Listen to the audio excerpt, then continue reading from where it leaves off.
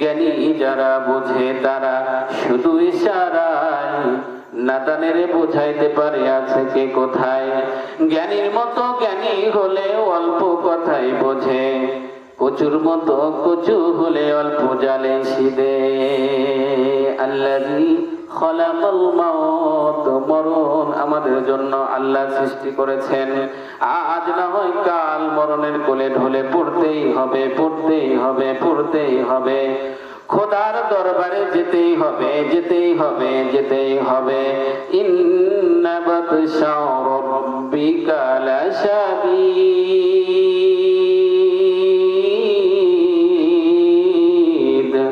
আল্লাহর ধরা বড় শক্ত ধরা, বড় শক্ত ধরা। আল্লাহর দরবারে ধরা পড়তেই হবে, পড়তেই হবে। ওয়াফিহা নুঈদুকুম, কবরে চলে যেতেই হবে, যেতেই হবে, যেতেই হবে।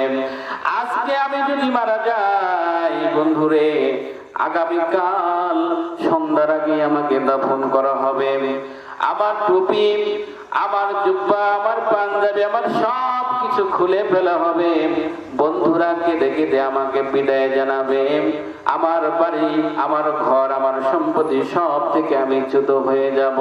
ব্যাংক ব্যালেন্স, টাকা পয়সা সব কিছু থেকে চ্যুত হয়ে যাব।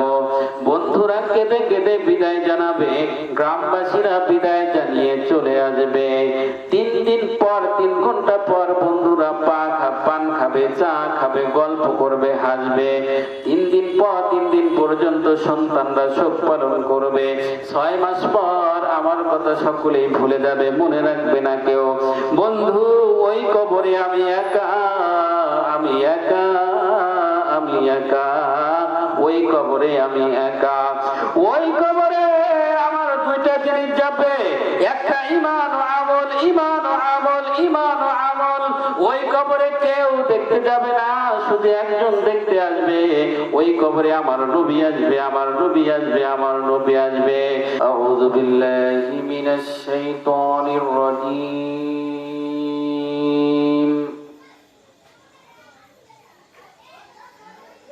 বিসমিল্লাহির রাহমানির রহিম।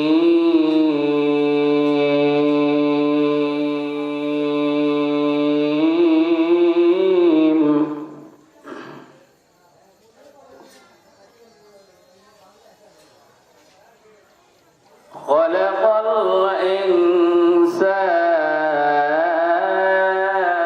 ইনসানা মিন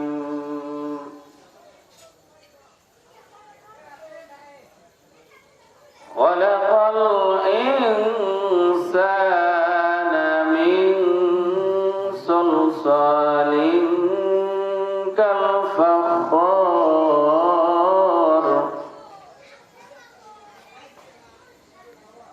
وخلق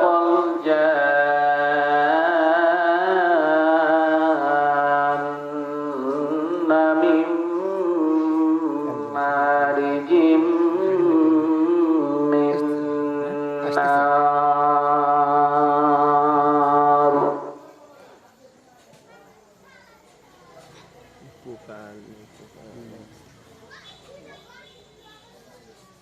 خلق الإنسان من صلصال كالفخار وخلق الجان من مارج من نار.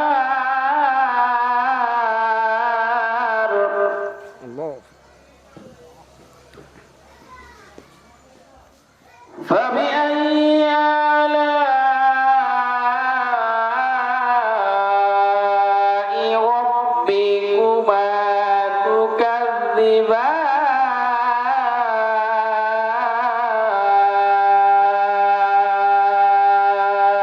اللهم صل على سيدنا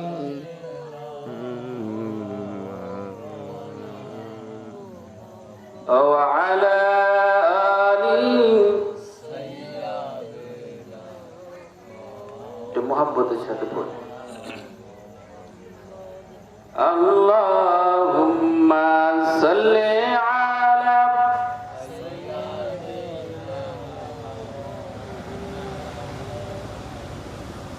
ওয়া আলা আলি সাইয়্যিদিনা।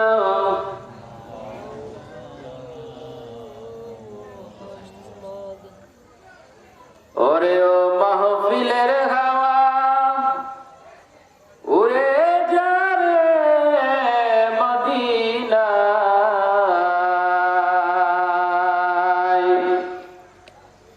মোদের সালাম পৌঁছে দিও নূর নবীজির রওজায়। আল্লাহুম্মা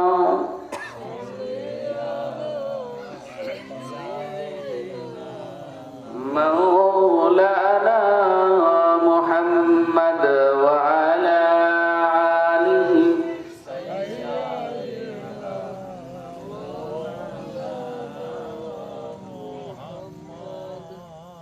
আলহামদুলিল্লাহ, সমস্ত প্রশংসা সেই মহান তাবারক তাআলার জন্য করছি, যিনি আমাদেরকে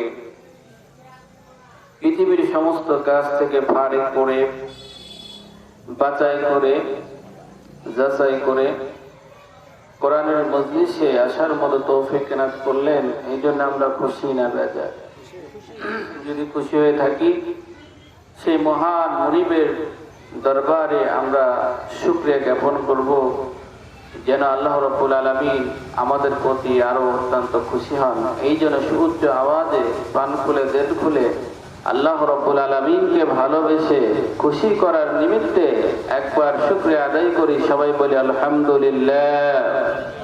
একটু জোরে বলি আলহামদুলিল্লাহ। শত কোটি দরুদ বর্ষিত হোক মানবতার মুক্তির দূত ও জাহানের কান্ডারি সাইয়্যিদুল মুরসালিন সাইয়্যিদুল বাশার রাহমাতাল লিল আলামিন, আমার আপনার প্রিয় নবী জনাবে রাসূল করিম, সবাই বলি সাল্লাল্লাহু আলাইহি সাল্লামের উপরে। সম্মানিত হাজিরিন, যেহেতু বাড়ির মাহফিল অত্যাধিক রাইত করা হবে না, খুব তাড়াতাড়ি মাহফিল সমাপ্তি করা হবে, তবে যতটুকু সময় আমরা বসে থাকবো আমলেদের নিয়াতে বসি, এবং পাশাপাশি যে কথাগুলোই আমরা শুনবো শ্রবণ করব যেন আমরা সকলে পালন করতে পারি। বক্তা সহ যে সকল শ্রোতারা শুনবে সকলেই যেন আল্লাহ তাআলা এই কথাগুলোকে আমলেদের নিয়াতে শ্রবণ করার এবং বলার মতো তৌফিক দান করেন। আল্লাহুম্মা আমিন। সম্মানিত হাজিরিন, যে আমরা পৃথিবীর জমিনে আজ না হয় কাল এই পৃথিবীর জমিন থেকে চলে যাব, সেটা হতে পারে এই মুহূর্তে, অথবা 2 দিন পরে, 2 বছর পরে, 10 বছর পরে, 20 বছর, 30 বছর। হায়াত নির্ধারণ করেছেন আল্লাহ তাআলা। আল্লাহ তাআলাই তিনি ঘোষণা করবেন কবে কার হায়াত কোন সময় ফুরাবে। এই জন্য আমরা বিচলিত নই, তবে যতদিন পর্যন্ত বেঁচে থাকবো ততদিন পর্যন্ত ঈমান নিয়ে বেঁচে থাকার আল্লাহ তাআলা যেন আমাদের তৌফিক দান করেন। এই চিন্তা চেতনা ধ্যান ধারণা নিয়েই আমরা সব সময় বেঁচে থাকার চেষ্টা করব ইনশাআল্লাহ। কারণ ঈমান ছাড়া কোনো মানুষই যেমন জান্নাতে যেতে পারবে না, একটা গাছকে তুলতে হলে প্রথমে পানি দিতে হয় কি হয় না? পানি দিতে হয়। পানি যদি দেন তাহলে ওই গাছটা ধীরে ধীরে সতেজ হয়, তাজা হয়, বড় হয়, এরপরে ফল দেয়, ফুল দেয়, ঠিক না? ঠিক তেমনি ঈমান হচ্ছে এমন একটা জিনিস, ঈমানকে যদি আপনি লালন পালন করেন, এই ঈমান আপনাকে অর্জন করার পর আমল দিয়ে সেটাকে সুশোভিত করতে হবে, আমল দিয়ে সেটাকে ভরপুর করতে হবে। আর এই আমল দিয়ে যদি নিজের জীবনকে ভরপুর করতে পারেন, আল্লাহ তাআলা খুশি হয়ে দয়া করে মেহেরবানি করে জান্নাত দান করবেন। জোরে বলি সুবহানাল্লাহ। এই জন্য ঈমানের পরে আমাদের একটাই কাজ, সেটা হচ্ছে কি করা? আমল করা। কি করা? আমল করা। যতদিন পর্যন্ত আপনি ঈমান না আনতে পারবেন, তার আগে যতই আমল করেন না কেন কোনো লাভ নাই। এই জন্য ঈমানের পরে সর্বপ্রথম কাজ হচ্ছে আমাদের আমল করা। আর আমল তো বিভিন্ন ভাবে মানুষ করতে পারে, বিভিন্ন পন্থায় মানুষকে আমল করতে হয়। চলতে ফিরতে, বসতে, শুইতে, খাইতে, নামাজরত অবস্থায়, নামাজ ছাড়া বিভিন্ন সময় মুসলমানদের সামগ্রিক জীবন চিত্রে আমল দিয়ে নিজের জীবনকে ফুটিয়ে তুলতে হয়। জোরে বলে সুবহানাল্লাহ। তাহলেই কেবল আল্লাহ রাব্বুল আলামিন আমাদের প্রতি খুশি হবেন, আমাদের প্রতি রহমত দান করবেন। আমাদের প্রতি রহমতের মধ্য দিয়ে আল্লাহ তাআলা যদি খুশি হন, তাহলে কবর থেকে একদম হাসর পর্যন্ত নাজাতের ফয়সালা আল্লাহ রাব্বুল আলামিন করে দিবেন। জোরে বলে সুবহানাল্লাহ। এইজন্য সেই আমল বাড়ানোর প্রয়োজন আছে না নাই? এইজন্য আমল বাড়াইতে হবে বাবা। কিয়ামতের ময়দানে আমল ছাড়া যারা যাবে তারা শুধু আফসোস করবে আর নিজের কপালটাকে থাপড়াইবে আর বলবে লা আদরি, কি করেছি সারা জীবন কি করলাম, একটা আমলও করতে পারলাম না, একটা আমলের জন্য আজকে আমি জাহান্নামে চলে যাচ্ছি। কেউ ধার দেয় না, একটু জোরে বলে আছে নাই। অথচ সেইটাকে চিন্তা করে, চিন্তা ধারণায় নিমিত্তে আমরা সেইটাকে গ্রহণ করি, যেই জন্য সমস্ত কাজ কর্ম আমরা ফেলে আবহাওয়া অধিদপ্তরের আপনার কথাকে ফলো করি।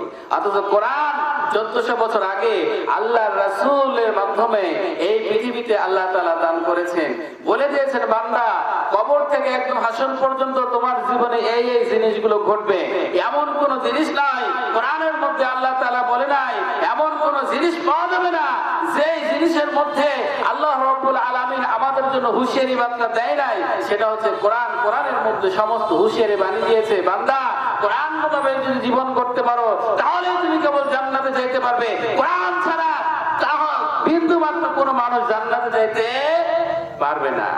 এজন্য কোরআন হচ্ছে আমাদের জন্য প্রশ্নপত্র। আর এই প্রশ্নপত্র যেমন পরীক্ষার হলে একজন স্টুডেন্ট যদি পরীক্ষার হলে যায়, তাকে কি প্রশ্নপত্র আগে দিয়ে দেওয়া হয়? পরীক্ষার দিন দিয়ে দেওয়া হয়, ঠিক না ঠিক? যেই সময়ে পরীক্ষা ঠিক সেই সময়ই দেওয়া হয়। 11টায় যদি পরীক্ষা নির্ধারণ করা হয়, 11টায় প্রশ্নপত্র দেওয়া হয়, এর আগে কিন্তু দেওয়া হয় না। এর আগে যদি দেওয়া হয় তাহলে সেটাকে বলা হয় প্রশ্নপত্র ফাঁস করা হয়েছে, ঠিক না ঠিক? তো আগে কিন্তু প্রশ্নপত্র দেওয়া হয় না, কিন্তু কোরআনটা নাযিল করার মধ্য দিয়ে আল্লাহ রাব্বুল আলামিন বিশ্ব মানবতার কাছে প্রশ্নপত্র ফাঁস করে দিয়েছে যে বান্দা, যে পরীক্ষায় কি আসবে না আসবে, যেমন প্রশ্নপত্র রয়েছে, আর তোমাদের জীবনে কি ঘটবে না ঘটবে, কবরে কি ঘটবে, হাসরে কি ঘটবে, মিজানে কি ঘটবে, ফসিলাতে কি ঘটবে, সমস্ত ঘটনা, জান্নাতের মধ্যে কি হবে, জাহান্নামের মধ্যে কি হবে, সমস্ত ঘটনা আমি আল্লাহ রাব্বুল আলামিন কোরআনুল কারীমের মধ্য দিয়ে তোমাদের জন্য আমি প্রশ্নপত্র ফাঁস করে দিয়েছি। জোরে বলে সুবহানাল্লাহ। তাহলে এমন একটা সুযোগ, সামান্য ভালো রেজাল্ট করার জন্য, এ প্লাস পাওয়ার জন্য মানুষ যদি এই কোরআন এই প্রশ্নপত্র পায় কি খুশি হয়, ঠিক না ঠিক? দেখবেন ছেলেরা মেয়েরা যারা পরীক্ষার্থী তারা কত খুশি হয়, এর বাপরে বাপ আমি প্রশ্নপত্র পেয়ে গেছি, নিশ্চিন্তে আমি জান্নাত ভালো রেজাল্ট করার জন্য, এ প্লাস পাওয়ার জন্য যতটুকু প্রশ্ন আয়াত জানার দরকার এই প্রশ্নপত্রের মধ্যে রয়েছে, এইগুলো পড়ে যদি আমি লিখি নিশ্চিতভাবে এ প্লাস পাবো, ভালো রেজাল্ট করব, এতে কোনো সন্দেহ থাকে না, নাই। ঠিক তেমনি আল্লাহ রাব্বুল আলামিন কোরআন নাজিলের মধ্য দিয়ে এই প্রশ্নপত্র ফাঁস করে দিয়েছেন। যদি কোনো বান্দা এই প্রশ্নপত্র গ্রহণ করে নিজের জীবনটাকে আমলের নিয়তে সাজায়, নিজের জীবনটাকে জাহান্নামের আগুন থেকে বাঁচানোর জন্য আমল করে, আল্লাহ রাব্বুল আলামিন দয়া করে মেহেরবানি করে এই প্রশ্নপত্রের মাধ্যমে কবর থেকে হাসর পর্যন্ত নাজাত দান করবেন। জোরে বলে সুবহানাল্লাহ। সুতরাং এই কোরআন মানার প্রয়োজন আছে না নাই? জোরে বলে আছে না নাই? আছে। আমি বেশি সময় আলোচনা করব না, যেহেতু প্রধান বক্তা আছে। যত সময় আলোচনা করব আপনারা ধৈর্য সহকারে বলবেন। আলোচনার মূল ধার যেমনই হোক না কেন, শ্রোতা যত কমই হোক না কেন, মূল বিষয়টা হচ্ছে যদি এর মধ্যে থেকে একজন বাবা আমল করে তাহলে বক্তা সহ শ্রোতারা যারা বসলেন তারা সকলেই স্বাবলম্বী অথবা সকলেই সফলতা লাভ করবে। জোরে বলে সুবহানাল্লাহ। এজন্য আমরা আমলের নিয়তে বসবো ইনশাআল্লাহ। সম্মানিত হাজিরিন, আমরা এই পৃথিবীর জমিন থেকে যেমন চলে যাব, ঠিক পাশাপাশি আল্লাহ রাব্বুল আলামিনের কাছে আমাদের সকল আমলের হিসাব দিতে হবে কি হবে না? এটি জোরে বলে হবে কি হবে না? আমাদের হায়াতটা খুব বেশি মাত্র কিছুদিনের হায়াত, ঠিক না বেটি? সম্মানিত হাজিরিন, পৃথিবীর জমিনে আমাদের হায়াত 60 বছর কিংবা 80 বছর, 60 বছর কিংবা 80 বছর। 30 বছর চলে যায় বাবা, হেলায় হেলায় দুলায় দুলায় দুলায় দুলায়। বাকি জীবনের অর্ধেক বছর যায় ঘুমে ঘুমে, 8 ঘন্টা ঘুমে। সামান্য কিছু সময় পাই ইবাদত করার জন্য। এই সামান্য ইবাদত করে খোদার জান্নাতের আশা কেমনে করতে পারি? উপায় আমাদের হবে কি? উপায় আমাদের হবে কি? গতি হবে কি? উপায় আমাদের হবে কি?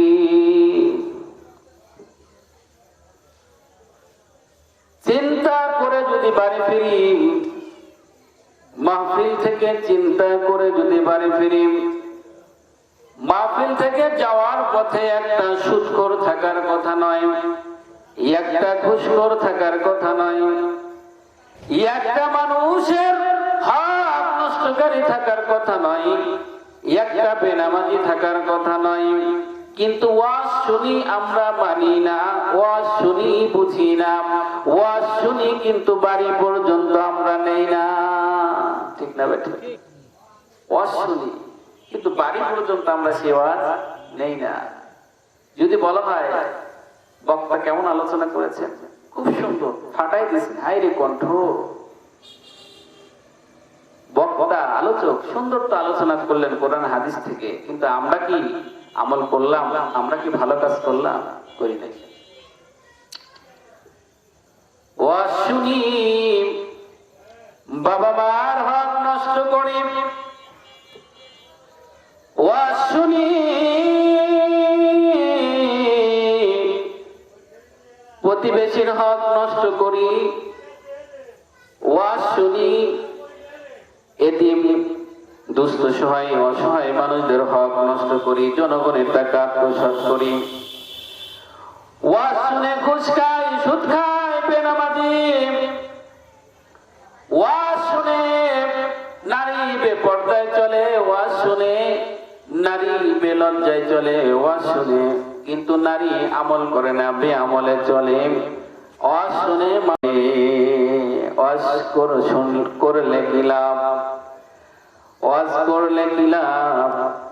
ওয়াজ শুনলে কি লাভ? লাভ হবে আমলে, আমলেও লাভ হবে না। নবী প্রেম না থাকলে দিলে, নবী প্রেম থাকলে দিলে লাভ হবে কম আমলে।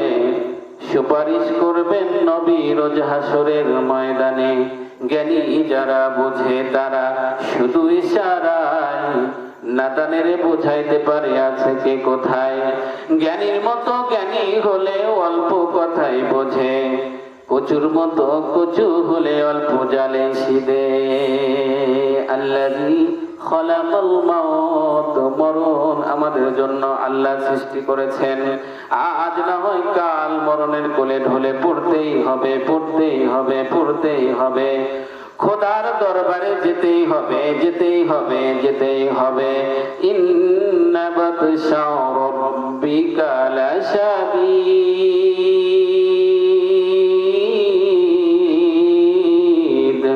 আল্লাহর ধরা বড় শক্ত ধরা, বড় শক্ত ধরা। আল্লাহর দরবারে ধরা পড়তেই হবে, পড়তেই হবে। ওয়াফিহা নুঈদুকুম, কবরে চলে যেতেই হবে, যেতেই হবে, যেতেই হবে। আজকে আমি যদি মারা যাই বন্ধুরে, আগামীকাল সন্ধ্যার আগে আমাকে দাফন করা হবে। আমার টুপি, আমার জুব্বা, আমার পাঞ্জাবি, আমার সব কিছু খুলে ফেলা হবে। বন্ধুরা কেঁদে কেঁদে আমাকে বিদায় জানাবে। আমার বাড়ি, আমার ঘর, আমার সম্পত্তি সব থেকে আমি চ্যুত হয়ে যাব। ব্যাংক ব্যালেন্স, টাকা পয়সা সব কিছু থেকে চ্যুত হয়ে যাব। বন্ধুরা কেঁদে কেঁদে বিদায় জানাবে, গ্রামবাসীরা বিদায় জানিয়ে চলে আসবে। 3 দিন পর, 3 ঘন্টা পর বন্ধুরা পান খাবে, চা খাবে, গল্প করবে, হাসবে। 3 দিন পর, 3 দিন পর্যন্ত সন্তানরা শোক পালন করবে। 6 মাস পর আমার কথা সকলেই ভুলে যাবে, মনে রাখবে না কেউ। বন্ধু, ওই কবরে আমি একা, আমি একা, আমি একা। ওই কবরে আমি একা। ওই কবরে আমার 2টা জিনিস যাবে, একটা ঈমান ও আমল, ঈমান ও আমল, ঈমান ও আমল।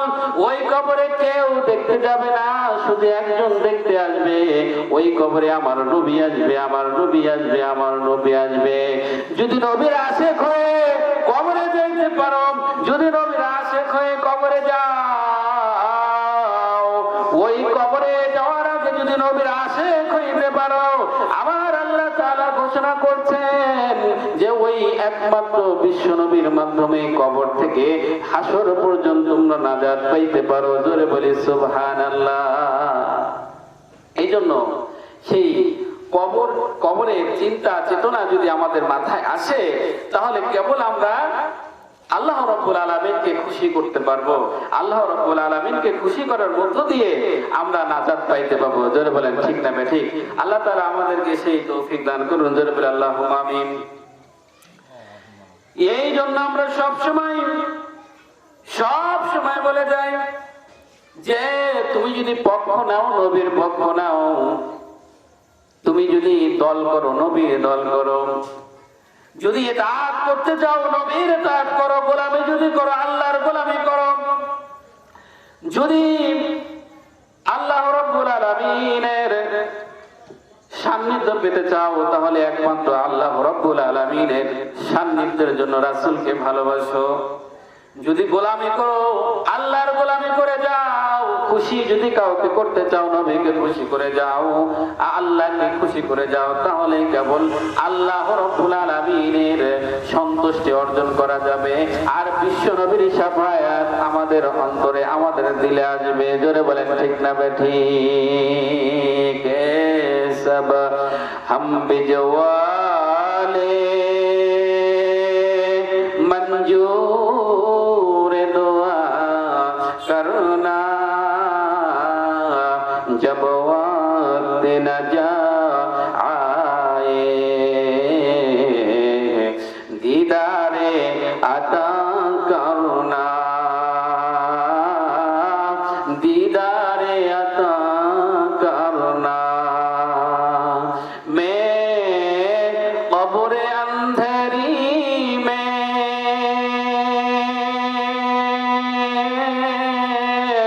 घबराऊंगा जब तन्हा, इमदाद मेरी करने आजा न रसूल अल्लाह, इमदाद मेरी करने आजा न रसूल अल्लाह, रोशन मेरी तुर्बत को लिल्लाही हजारा, जब वक्त नजा आए दीदारे अता करना, दीदारे अता करना।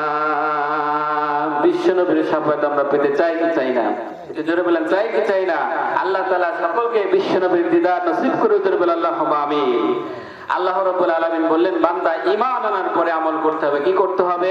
ঈমান আনার পরে আমল করতে হবে। আল্লাহ রাব্বুল আলামিন বললেন, ইয়া আইয়ুহাল্লাযীনা আমানু ওয়া আমিলুস সালিহাত।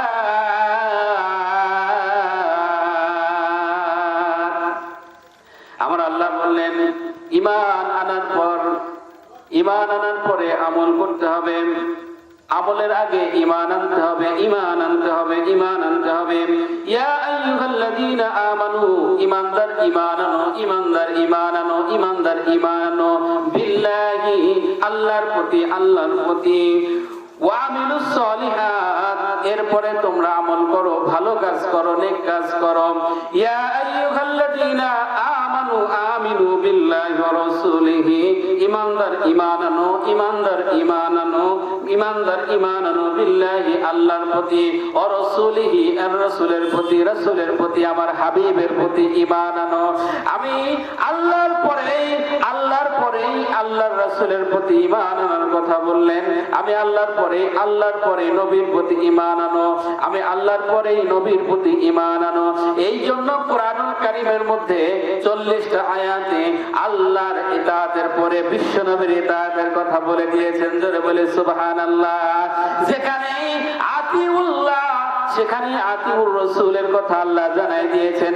যেখানে আতিউল্লাহ সেখানে আতিউর রাসূলের কথা আমার আল্লাহ জানাই দিয়েছেন। আর যেখানে আতিউর রাসূলের কথা বলা হয়েছে সেখানেই বাবা উলুল আমরি মিনকুম ইসলামী নেতৃত্ব যারা দিবে, যারা আলেম ওলামা থাকবে, যারা এই তাওহীদের পতাকায় পৃথিবীর জমিনে পথ করে উড়ানোর জন্য চিন্তা করবে, ভাবনা করবে, সেই পথে হাঁটবে, নবীর পথ নিয়ে অনুসরণ করে সেই পথে চলবে, সেই সব নেতাদেরকেও আল্লাহ রাব্বুল আলামিন অনুসরণ করার তাগিদ দিয়েছেন। জোরে বলে সুবহানাল্লাহ। এজন্য নবীর পথকে আমাদের অনুসরণ করতে হবে। আর নবীর পথ হচ্ছে কোরআনের পথ। কিসের পথ?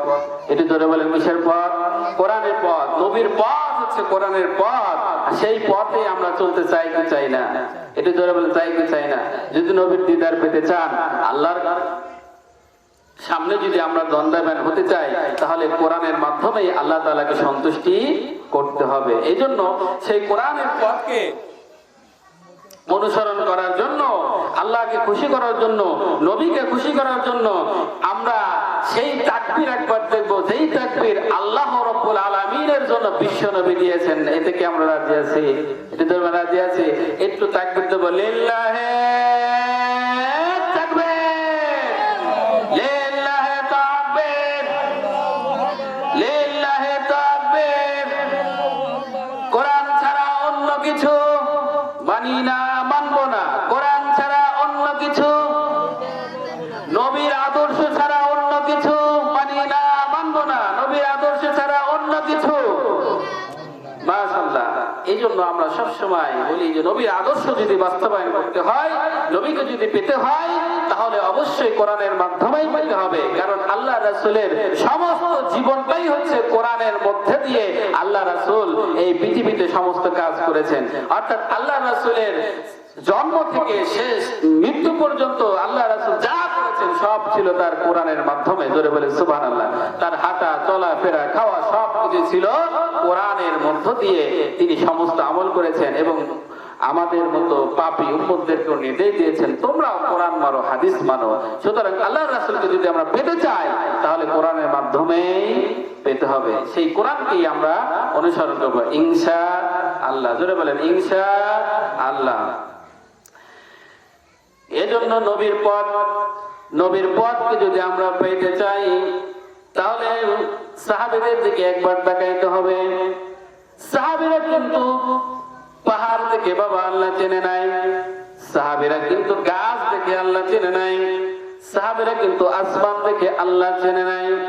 সাহাবীরা আল্লাহ চিনেছে নবী দেখে, সাহাবীরা আল্লাহ বুঝেছে নবী দেখে, সাহাবীরা দ্বীন মেনেছে নবী দেখে, সাহাবীরা জীবনের সমস্ত কিছু করেছে নবী দেখে, সাহাবীরা নামাজ পড়েছে নবী দেখে, সাহাবীরা ইসলামের পক্ষে সংগ্রাম করেছে নবী দেখে, সাহাবীরা যুদ্ধ করেছে নবী দেখে, সাহাবীরা জীবনের সব কাজ করেছে নবী দেখে, এমনকি শাহাদাত বরণ করেছে হাসতে হাসতে নবীর মাধ্যমে, কোরআনের মাধ্যমে। আর নবীর জীবন ছিল, সামগ্রিক জীবন ছিল কোরআন, কোরআন, কোরআন। জোরে বলি সুবহানাল্লাহ। সুতরাং অর্থ দ্বারা এরকম সাহাবীরা যা করেছে কোরআনের জন্য করেছে, সাহাবীরা যা কিছু করেছে কোরআনের জন্য করেছে। এজন্য আমরাও নবীকে ভালোবাসতে চাই, আমরা কোন নবীকে অনুসরণ করতে চাই, আমরাও নবীর পথে হাঁটতে চাই, আমরাও নবীর জন্য পাগল হতে চাই। কোরআন মেনে, কোরআনের সমাজ করে, কোরআনের রাষ্ট্র প্রতিষ্ঠা করার মধ্য দিয়ে যেই পথে আল্লাহ সহ অসংখ্য আলেম ওলামা আজকে কোরআনের পথে হাঁটার জন্য জেল খাটে, জুলুম খাটে, নির্যাতনের সহ্য করে, এমনকি হিজরত করে এই পৃথিবীর হিজরত করে এই দেশ থেকে অন্য দেশে চলে গেছে। সুতরাং ওই কোরআনের অনুসারী হইতে হলে আপনাকে কোরআনের রাস্তায় গিয়ে আল্লাহ রাসূলকে ভালোবাসার মধ্য দিয়ে নির্যাতনের শিকার পর্যন্ত হতে পারে। সুতরাং কোরআনের পথ অত্যন্ত কঠিন পথ, ইমানের পথ কঠিন পথ। ইমানের পথ কিন্তু কাঁটাযুক্ত পথ। কি পথ? এটা জোরে বলে কি পথ? কাঁটাযুক্ত পথ।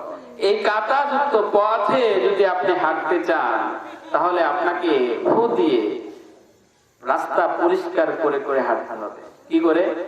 ফু দিয়ে পরিষ্কার করে। একটা জায়গায় আপনি বসবেন, নোংরা থাকলে সেটা কি পরিষ্কার করবেন না, নাকি অমনি বসে পড়বেন?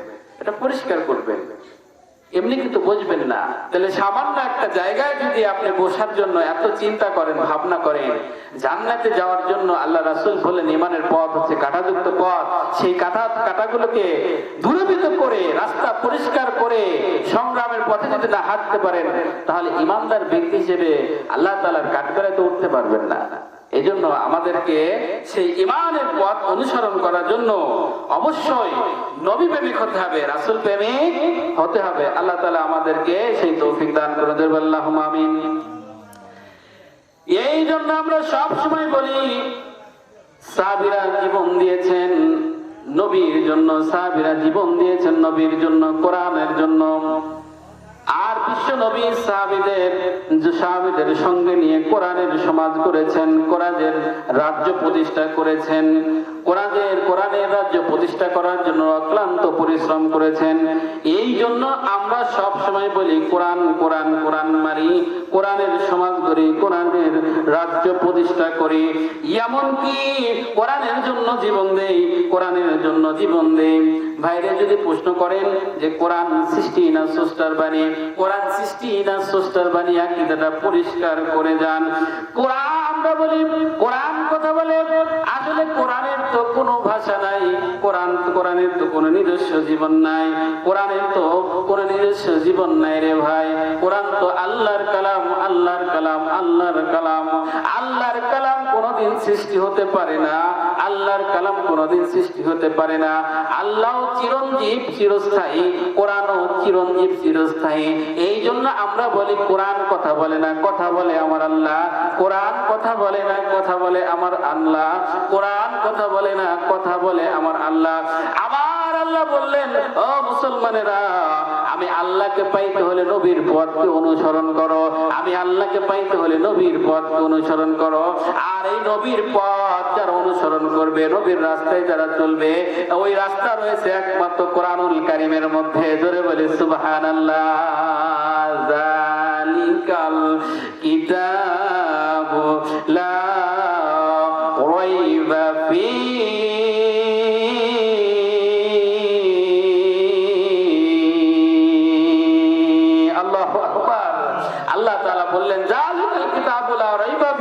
সেই কিতাবের মধ্যে বিন্দু মাত্র কোনো সন্দেহ নাই, বিন্দু মাত্র কেউ ভুল ধরতে পারে নাই। পৃথিবীর জমিনে অনেক কিতাব, এই জমিনে অনেক অসংখ্য মানুষ লিখে দিয়েছে যে কিতাবের মধ্যে কোনো না কোনো জায়গায় ভুল আছে, অথচ আল্লাহ রাব্বুল আলামিন বিশ্বের মাধ্যমে এমন একটা কিতাব এই পৃথিবীতে নাজিল করেছেন যেই কিতাবের মধ্যে এখন পর্যন্ত কোন ইহুদি, নাস্তিক, খ্রিস্টান, বড় বড় পণ্ডিত বিন্দু মাত্র ভুল ধরতে পারে নাই। ওই কিতাবকে অনুসরণ করার জন্য আল্লাহ রাব্বুল আলামিন নির্দেশ দিচ্ছেন, বান্দা যদি নবীর পথ অনুসরণ করতে চাও, যদি নবীকে ভালোবাসো, নবীকে পেতে চাও, তাহলে কোরআনের রাস্তায় চলতে হবে, আল্লাহ রাসূলের রাস্তায় চলতে হবে। আল্লাহর রাসূলের রাস্তা হচ্ছে একটাই রাস্তা, সেটা হচ্ছে কোরআনের রাস্তা। জোরে বলি সুবহানাল্লাহ। সুতরাং কোরআন ছাড়া অন্য কিছুকে যদি কেউ গ্রহণ করে, কখনোই সেটা আল্লাহর রাসূলের পথ হতে পারে? জোরে বলেন, পারে না। এই জন্য আমরা অবশ্যই কোরআন মানবো। আমরা কি মানবো?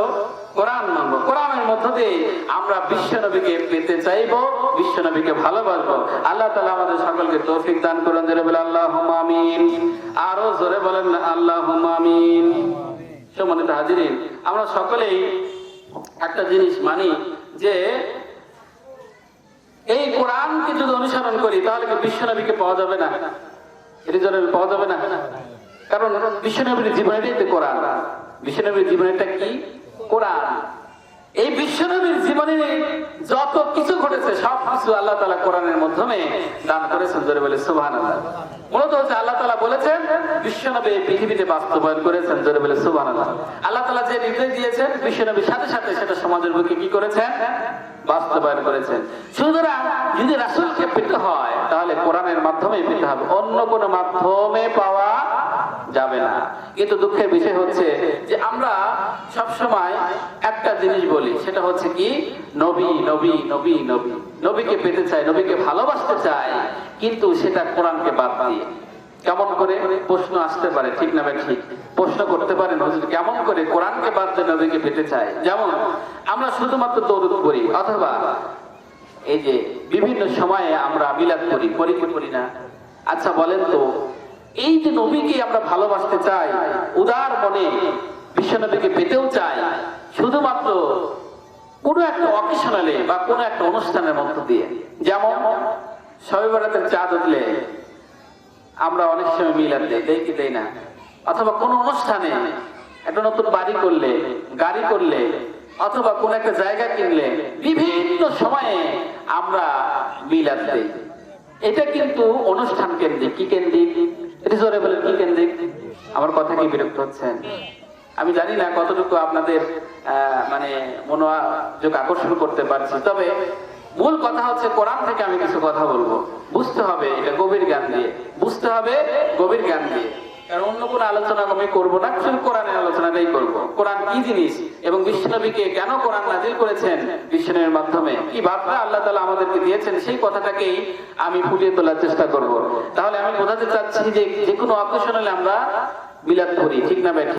ঠিক জোরে ভাই, ঠিক না ভাই? ঠিক যে কোনো অনুষ্ঠানে আমরা কেবল মিলাদ করি। এখন প্রশ্ন হচ্ছে যে আল্লাহ রাসূলকে যদি পেতে হয় তাহলে কি শুধুমাত্র অনুষ্ঠানের মাধ্যমে আল্লাহ রাসূলকে ভালোবেসে মিলাদ করলেই কি পাওয়া যাবে?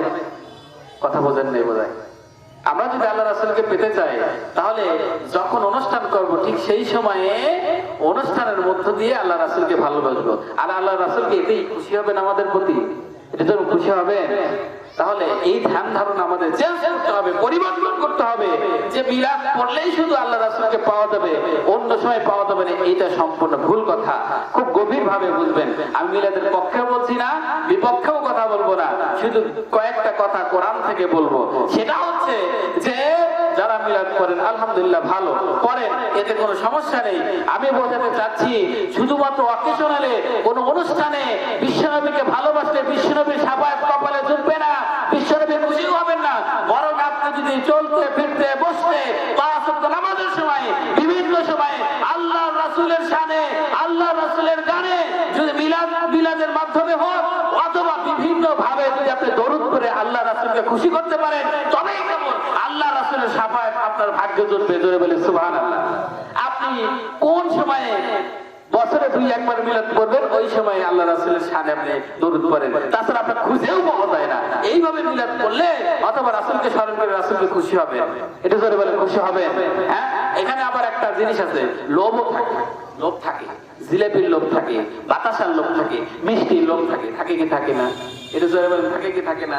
থাকে। দেখেন অনেকে আছে যে জিলাপি না পেলে মারামারি পর্যন্ত লাগায়। আসলে তখন একটা কথা মনে উদয় হয়, আসলে কি সে নবীর প্রেমে আশেক হয়ে মিলাদ করলো নাকি জিলাপির জন্য মিলাদ করলো? এটা জোরে বলে কিসের জন্য মিলাদ করলো?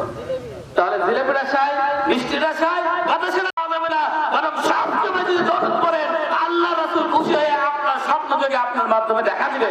জোরে বলে সুবহানাল্লাহ। দরুদ পড়ার চিন্তা করেন সব সময়। আমার কথায় কি বেজার হলেন? আমি কিন্তু মিলাদের পক্ষেও বলি নাই, বিপক্ষেও বলি নাই, শুধু বলেছি আল্লাহ রাসূলের শানে দরুদ পড়তে হবে। আপনি সবসময় দরুদ পড়ুন। আপনাকে দরুদ পড়ার তো কেউ নির্দেশনা দেয় নাই যে এত সময় দরুদ পড়তে হবে। বরং আল্লাহ রাসূলের প্রেমে যদি কেউ দরুদ পড়ে, আল্লাহ তাআলা 10টা বরকত, 10টা রহমত সঙ্গে সঙ্গে তাকে নাযিল করে দেখেন। জোরে বলে সুবহানাল্লাহ। একবার দরুদ পড়বেন, 10টা ফজিলত পাবেন। কয়টা ফজিলত? 10টা ফজিলত। অন্য একটা সময় হলে ইনশাআল্লাহ বলবো। তাহলে আমরা ইনশাআল্লাহ আল্লাহ রাসূলকে ভালোবাসতে চাই দলিলের মাধ্যমে, কোরআনের মাধ্যমে। আল্লাহ তাআলা আমাদেরকে সেই তৌফিক দান করে। জোরে বলে আল্লাহুম্মা আমিন।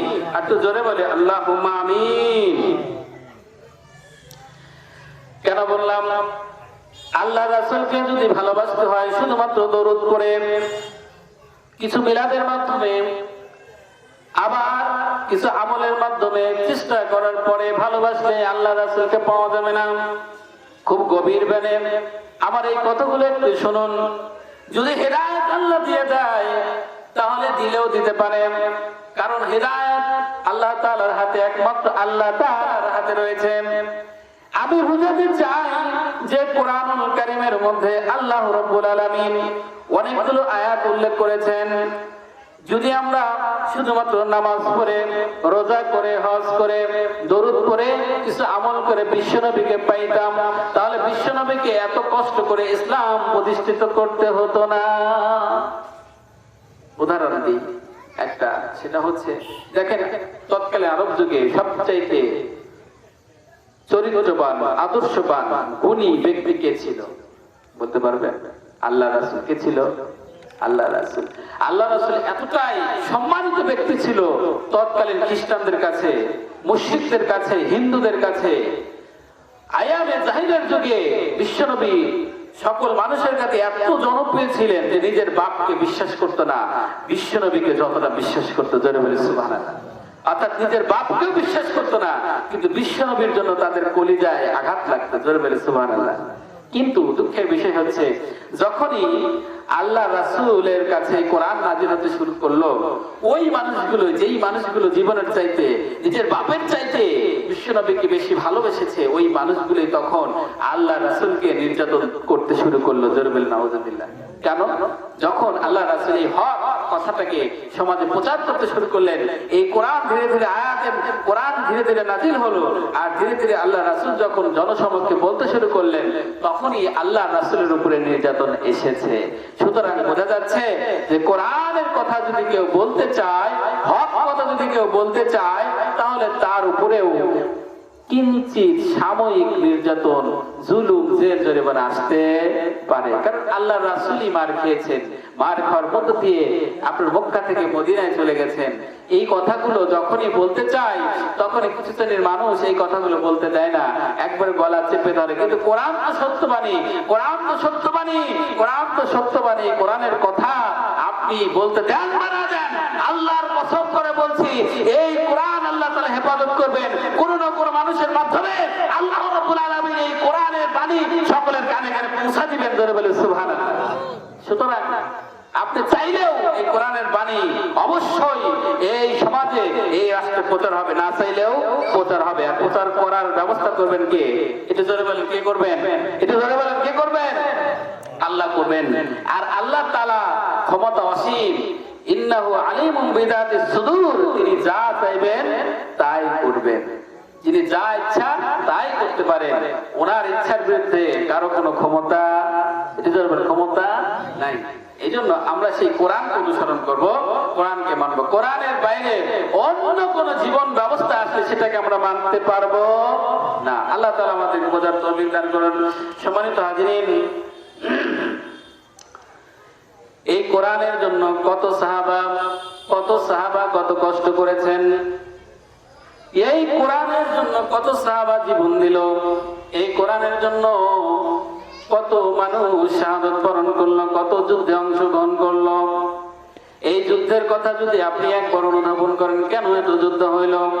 এত যুদ্ধ হওয়ার তো কোনো দরকার ছিল না, এত রক্তপাতের তো কোনো প্রয়োজন ছিল না, এত সাহাবীর জীবন দেওয়ার তো প্রয়োজন ছিল না। এত যুদ্ধের মধ্য দিয়ে যে কোরআন আল্লাহ তাআলা এই পৃথিবীর জমিনে নাযিল করলেন বিশ্বনবীর মাধ্যমে, আজকে আমরা কেন সেই কোরআন থেকে পৃথক হয়ে আছি? কারণ হলো একটাই, যে আমরা পৃথিবীর জমিনে আজকে কোরআনকে ছেড়ে দিয়ে নিজের লোভ লালসাকে, নিজের ক্ষমতাকে, নিজের প্রভাব প্রতিপত্তিকে বেশি প্রাধান্য দিয়ে ফেলেছি। যেই কারণে কোরআনের সকল নীতিকে আমরা বিসর্জন দিচ্ছি। বন্ধুরে, এই কোরআনকে আমরা বিসর্জন দেই না, মূলত হলে আমরা আমাদের ঈমানটাকে বিসর্জন দিয়ে দিচ্ছি।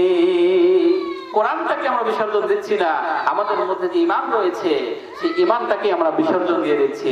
সুতরাং কোরআন যারা মানবে তারা ঈমানদার হবে, আর কোরআন যদি না মানে তাহলে ঈমানদার হবে না, ঈমানের পথে সে থাকতে পারবে না। বলিয়ান কণ্ঠে উচ্চ কণ্ঠে হক কথা কোনোদিনও বলতে পারবে না, কারণ হক কথা বললে তার গায়ে কাটার মতো বিঁধবে। ধরে বলেন ঠিক না ব্যাঠিক? আর হক কথা যারা বলতে পারবে না, সত্য কথা যারা বলতে পারবে না, জুলুম হচ্ছে, নির্যাতন হচ্ছে, অথচ সে ঈমানদার ব্যক্তি নিজেকে দাবি করছে, ভিন্ন মত প্রতিবাদ করতে পারছে না। আল্লাহ রাসূল বলছেন তার মধ্যে কোনো ঈমান নাই, আল্লাহ রাসূল বলছেন তার মধ্যে কোনো ঈমান নাই, আল্লাহ রাসূল বলছেন তার মধ্যে কোনো ঈমান নাই। এই ধরনের মুসলমান কোনোদিনও জান্নাতে প্রবেশ করতে পারবে না, পারবে না, পারবে না। সুতরাং ঈমানওয়ালা ব্যক্তি আমাদের হতে হবে। সেই ঈমানকে যদি আমরা তাজা করতে চাই, কোরআন পড়তে হবে বেশি করে, আল্লাহ রাসূলের বাণীকে অনুসরণ করতে হবে। আল্লাহ তাআলা যদি আমাদেরকে কোরআন পড়ার তৌফিক দেন, তাহলেই কেবল আমরা ঈমানের বলে বলিয়ান হতে পারবো। আল্লাহ তাআলা আমাদেরকে বেশি বেশি সেই কোরআন পড়ার তৌফিক দান করে দেবে। আল্লাহুম্মা আমিন। জিকির করে লা ইলাহা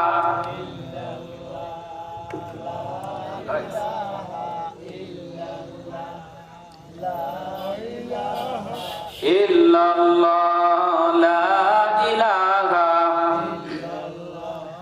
লা ইলাহা ইল্লাল্লাহু মুহাম্মাদুর রাসূলুল্লাহ সাল্লাল্লাহু আলাইহি ওয়াসাল্লাম। এখন আসি, আমরা সকলেই একটা দাবি করি, সেটা কি?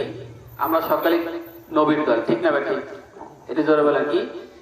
আমরা সকলেই দাবি করি আমরা হচ্ছি শেষ নবীর উম্মত। শেষ নবীর উম্মত না আমরা সকলেই দাবি করি না? এই কথাটা এটি জোরে বলেন। আল্লাহ রাসূলকে কি আমরা সকলেই দাবি করি যে আমরা শেষ নবীর উম্মত।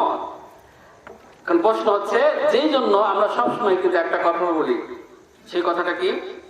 খুব ভালো করে শুনে যান, আমি আলোচনা শেষ করে দেবো, যেহেতু বাড়ির মাহফিল, বেশি সময় নেব না। ছোট্ট একটা ঘটনা বলি আলোচনা শেষ করবো ইনশাআল্লাহ।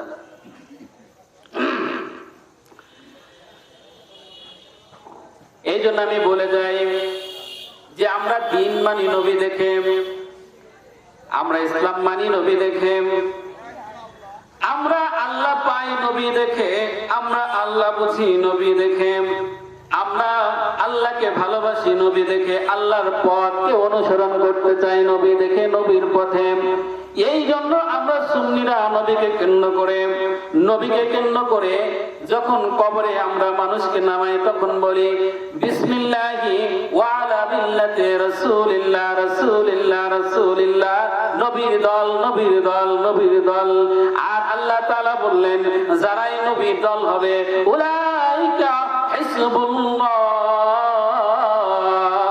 নবীর দল যারাই হবে তারাই হচ্ছে আল্লাহর দল, আল্লাহর দল, আল্লাহর দল। আলা ইন্না হিজবাল্লাহি হুমুল মুফলিহুন, আর আল্লাহর দল যারা হবে তারাই হবে সফল কাম, তারাই বিজয় লাভ করবে, তারাই বিজয় লাভ করবে। জোরে বলি সুবহানাল্লাহ। সুতরাং যারা আল্লাহর দল হবে তারাই হচ্ছে এই পৃথিবীর জমিনে বিজয় লাভ করবে, তারাই হলো নবীর দল। আর নবীর দল যারা হবে তারাই হচ্ছে আল্লাহর দল। উলাইকা হিজবুল্লাহ, আল্লাহর দল হচ্ছে নবীর দল, নবীর দল হচ্ছে আল্লাহর দল। কোরআনকে যারা অনুসরণ করবে তারাই নবীর দল, কোরআনকে যারা অনুসরণ করবে তারাই আল্লাহর দল। বলে সুবহানাল্লাহ। এই জন্য বিশ্বনবী বলেছেন যে ওমান আহাব্বানি আহাব্বাহুল্লাহ, যে ব্যক্তি আমাকে ভালোবাসে, যেই ব্যক্তি আমাকে ভালোবাসে, ওমান আহাব্বাহুল্লাহি আদখালাহু জান্নাহ, যেই ব্যক্তি আমাকে ভালোবাসে সে আল্লাহকে ভালোবাসে, আর আল্লাহকে যে ব্যক্তি ভালোবাসে আল্লাহ তাকে দয়া করে মেহেরবানি করে জান্নাত দান করে। জোরে বলে সুবহানাল্লাহ। সুতরাং জান্নাত পাওয়ার পূর্ব শর্ত হচ্ছে নবীকে ভালোবাসা। কাকে ভালোবাসা? এটা জোরে বলেন, কাকে ভালোবাসা? নবীকে ভালোবাসা। এই জন্য আমরা শুধুমাত্র রাসূলের প্রতি দরুদ পড়বো না, বরং কোরআনকে মেনে কোরআনের পথে আমাদের জীবনটাকে অগ্রসর করিয়ে আল্লাহকে ভালোবাসবো, আল্লাহকে খুশি করব, পাশাপাশি নবীও খুশি হয়ে যাবে, আল্লাহ রাব্বুল আলামিন খুশি হয়ে আমাদেরকে জান্নাত দান করবেন। জোরে বলে সুবহানাল্লাহ। সম্মানিত হাজিরিন, এই নবীর পথে চলার জন্য কত সাহাবী জীবন দিয়েছেন। হযরতে বিলালের কথা একটু বলে যায়। ইসলামকে বুকে ধারণ করার জন্য, ইসলামের পথে বলিয়ান হওয়ার জন্য, ইসলাম গ্রহণ করার জন্য কত নির্যাতন তিনি সহ্য করেছেন। হযরত বেলাল গোলাম হওয়ার জন্য মুনিব থেকে পিটাইতে পিটাইতে পিঠের চামড়াগুলো তুলে ফেললো।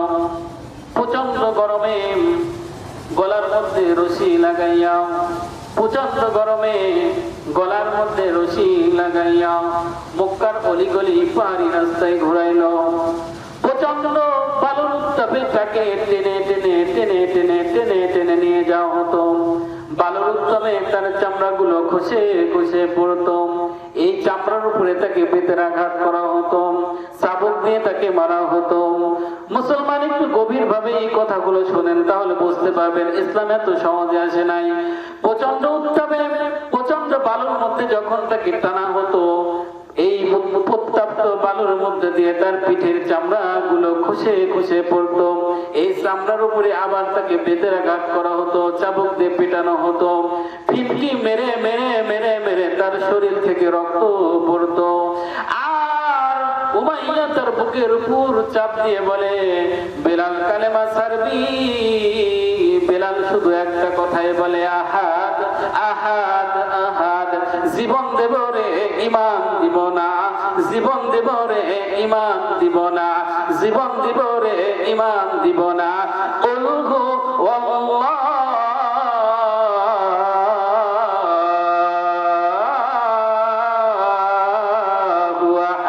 আল্লাহু আকবার। আল্লাহর রাসূল বললেন যে বেলাল রাদিয়াল্লাহু তাআলা আনহু এত নির্যাতন সহ্য করেছিলেন। বেলাল যখন বলেছে আহাদ আহাদ, এবার উমাইয়া আর নিজেকে ধরে রাখতে পারলো না। প্রচন্ড রাগে ক্ষিপ্ত হয়ে বেলালের মুখের মধ্যে বাম হাত ঢুকিয়ে দিয়ে নিজের জিহ্বাটা বাহির করিয়া টান মারিয়া বড় একটা বাবলা কাটা এনে তার জিহ্বার মধ্যে যখন ঢুকিয়ে দিয়েছে, ফিটকি মেরে মেরে মেরে মেরে রক্ত প্রবাহিত হতে শুরু করলো। এবার উমাইয়া হাসে আর বলে, বেলাল রে, যেই আল্লাহর নাম তুই নিলি যেই জিহ্বা দিয়া, সেই জিহ্বা তো আমি আটকে দিয়েছি, এখন কেমন করে নিবে? বেলাল রাদিয়াল্লাহু তাআলা আনহু অত্যন্ত কষ্ট করে নিজের সাত আঙ্গুলটা উঠাইয়া উমাইয়াকে লক্ষ্য করে বলে, উমাইয়া রে, তুই তো পেরেছিস আমার জিহ্বাটা আটকাইতে, কিন্তু যেই দিলের মধ্যে আমি আল্লাহর নাম অঙ্কন করেছি, যেই দিলের মধ্যে যেই অন্তরের মধ্যে আমি আল্লাহর নাম অঙ্কিত করলাম, যেই দিলের মধ্যে আমার আল্লাহর নাম স্মরণ হয়, ওই দিলের মধ্যে থেকে আল্লাহর নাম কেমন করে সরাবি? জোরে বলে সুবহানাল্লাহ। হিজরত করে হযরত বেলাল মদিনায় চলে গেলেন। আজানের প্রবর্তন শুরু হয়ে গেল। খুব অল্প সময় আলোচনা করবো, একটু গভীর মনোযোগ দিয়ে শুনবেন। এখনো যারা বাইরে আছেন অনুরোধ করছি, বাবা মাহফিলে এসে উপস্থিত হয়ে যান। হতে পারে জীবনের এটাই আমাদের আপনার জন্য শেষ মাহফিল, এরপরে আর সুযোগ কোনোদিন নাও পেতে পারেন। কবর আপনাকে ডাকতেছে, এই কথা যদি আপনি অনুসরণ করেন আপনার আমলের জন্য খুব সহজ হয়ে যাবে। বাবারে, হিজরত করে হযরত বেলাল যখন মদিনায় চলে গেল, আজানের প্রবর্তন শুরু হয়ে গেল। বিশ্বনবী রাসূল করিম সাল্লাল্লাহু আলাইহি ওয়াসাল্লাম বেলালকে আজান শিখিয়ে দিলেন। বেলাল রাদিয়াল্লাহু তাআলা আনহু মদিনার মুয়াজ্জিন হলেন। চারটিখানি কথা নয়, যেই মসজিদের ইমাম হচ্ছে ইমামুল মুরসালিন বিশ্বনবী, যেই মসজিদের আপনার লোক ছিল, যেই মসজিদের আপনার মুয়াজ্জিন ছিল বেলাল, সেই মসজিদের মুসল্লিরা ছিল হলো সাহাবী। জোরে বলে সুবহানাল্লাহ। চারটিখানি কথা নয়, যেই মসজিদে নববীর ইমাম ছিল কে? বিশ্বনবী। আর মুসল্লি ছিল কারা? সাহাবীরা। আর ওই মসজিদের মুয়াজ্জিন ছিল হযরতে বেলাল। হযরত বেলাল রাদিয়াল্লাহু তাআলা আনহু যখন বিশ্বনবীর ইন্তেকাল হয়ে গেল, বিশ্বনবীর ইন্তেকালের পরে সাহাবীরা খুবই ক্লান্ত, খুবই হতাশাগ্রস্ত, খুবই ক্লান্ত হয়ে আপনার দুঃখ প্রকাশ করে আক্ষেপের মধ্য দিয়ে যখন দিন পার করতেছিলেন, এমন সময় হযরত বেলাল আসলেন ছোট্ট একটা পুটলি নিয়ে। আবু বকরকে ডাকতে বলে, আবু বকর বিদায় দাও, আর মদিনায় থাকতে চাই না। আবু বকর ডাকতে বলে, কেন রে বেলাল, কি কারণে মদিনায় থাকবা না? কিসের অভাব, কিসের কষ্ট, নাকি তোমার কোনো অভাব আছে? বলো, বাইতুল মাল থেকে মাসিক বেতন দিয়ে দেই। বেলাল বলে, আবু বকর রে, আমার যে অভাব, এই অভাব কি তুমি পুরো করে দিতে পারবা? বেলাল বেলাল বা আবু বকর বলে, বলো বেলাল, কি তোমার অভাব রয়েছে? বেলাল বলে, আবু বকর রে, আমি যখন আজান দিতাম তখন বিশ্বনবী আমার সামনে আসতো। বলো এখন আজান দিলে কি নবী নামাজে আসবে? হযরত আবু বকর বলে, বেলাল রে, তুমি কি নবীকে ভালোবাসো? আমি কি নবীকে ভালোবাসি না?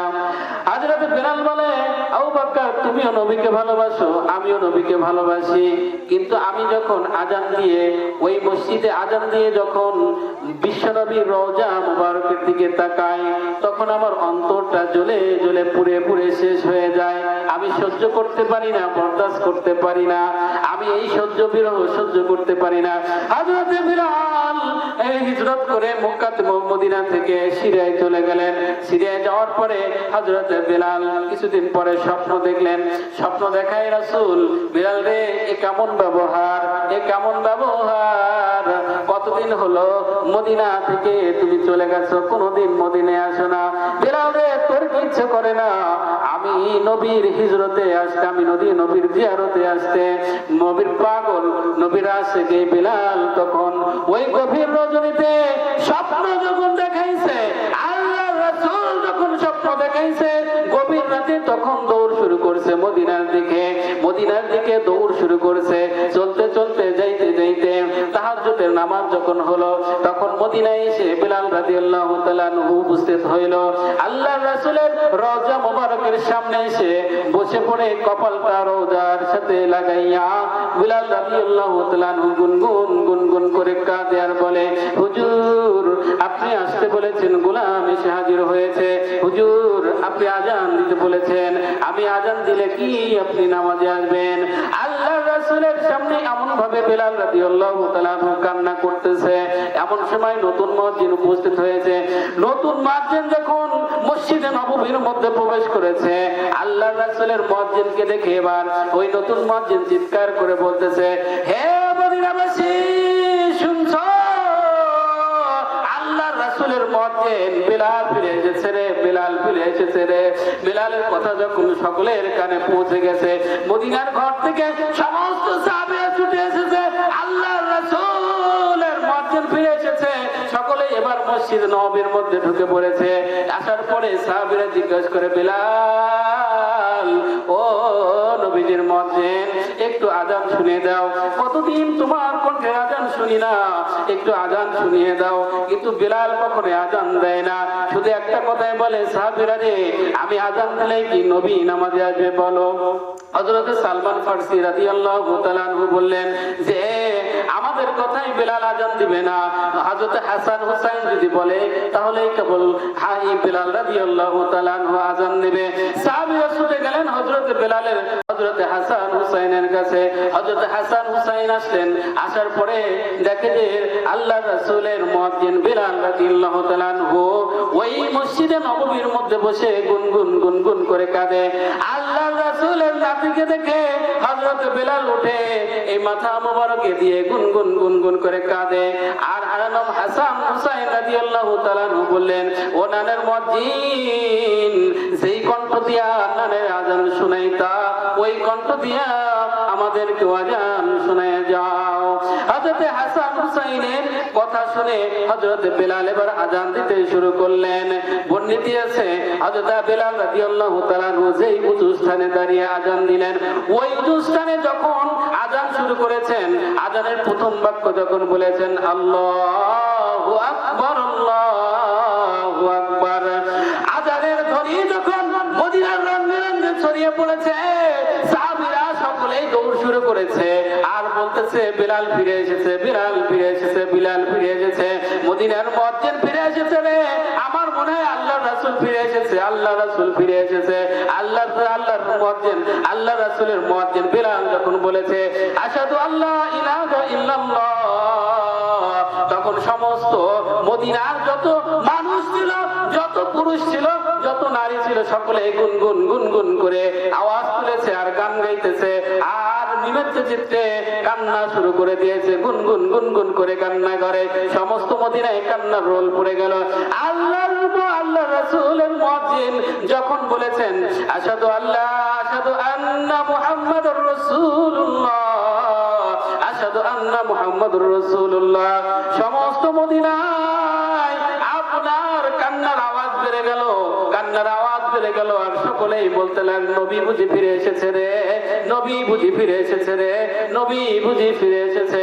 হযরত বিলাল আশহাদু আন্না মুহাম্মাদুর রাসূলুল্লাহ বলার পরে নবীজির রওজা শরীফের দিকে যখন তাকাইলেন, যেই মেম্বারে আল্লাহর রাসূল বসতেন ওই মেম্বারে যখন তাকালেন, দেখতে পেলেন নবী নাই। আল্লাহর রাসূলের মুয়াজ্জিন আর নিজেকে নিয়ন্ত্রণ করতে পারলেন না। ওই সময়ে তিনি বেহুশ হয়ে পড়ে গেলেন, নবীর আশিক বেহুশ হয়ে পড়ে গেলেন। জোরে বলি সুবহানাল্লাহ। আল্লাহর রাসূলকে এমন ভাবে কলিজা দিয়ে সাহাবীরা ভালোবেসেছেন আর কোরআনকে অনুসরণ করেছেন। দুঃখের বিষয় হচ্ছে আমরা আল্লাহর রাসূলকে আজকে ভালোবাসি শুধুমাত্র মুখে মুখে, ঈমানের মধ্যে দিয়ে নয়। যখন মিলাদ হবে তখনই আল্লাহর রাসূলকে ভালোবাসি, বাকি সময় আল্লাহর রাসূলের নামটা পর্যন্ত নিয়ে না। জোরে বলেন ঠিক না ঠিক? সুতরাং আমি অনুরোধ করবো, কোরআন মানি, কোরআন অনুসারে জীবন করি এবং কোরআনের মধ্য দিয়ে আল্লাহ রাসূলকে ভালোবাসি, তাহলে কবর থেকে হাসর পর্যন্ত আল্লাহ রাসূলের শাফায়াত আমাদের কপালে জুটবে। আল্লাহ তাআলা আমাদের সকলকে তৌফিক দান করে দেবে। আল্লাহুম্মা আমিন।